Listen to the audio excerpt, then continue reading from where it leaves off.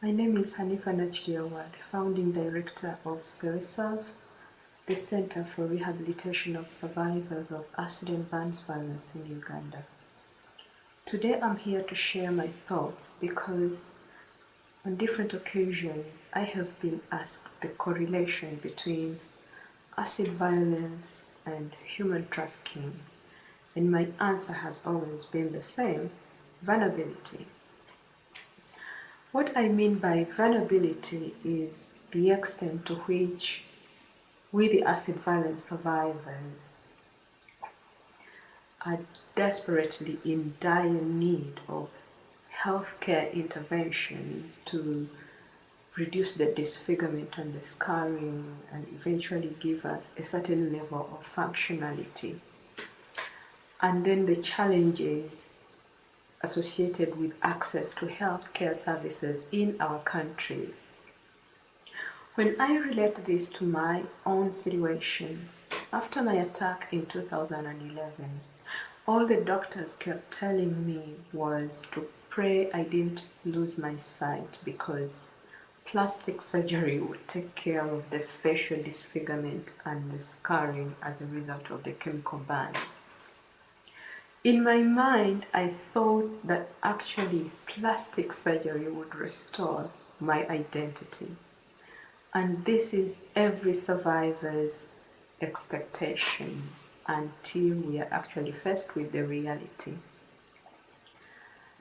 I personally was faced with the reality. For 4 years, I have been undergoing facial reconstruction surgeries, and this is the best I can get so far. At least every survivor's desire is to get to this level of functionality.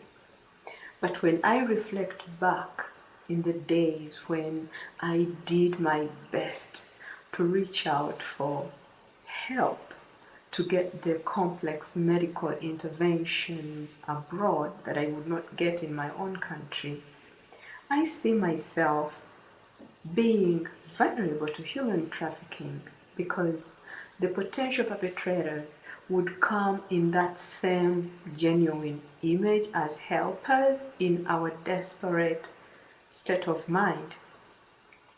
We have high rates of unemployment as acid violence survivors, and as a result we have high rates of desperation for interventions. And when someone comes out with that promise, we rarely think of the risks involved. We tend to narrow our focus to the benefits, to the outcomes of these promises, and we do not actually widen our focus to incorporate the potential risks involved. I thank God that I was fortunate enough to get to the right people, to get the right care.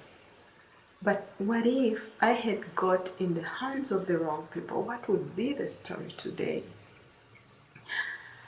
I personally have helped an acid violence survivor get out of Uganda because her life was threatened.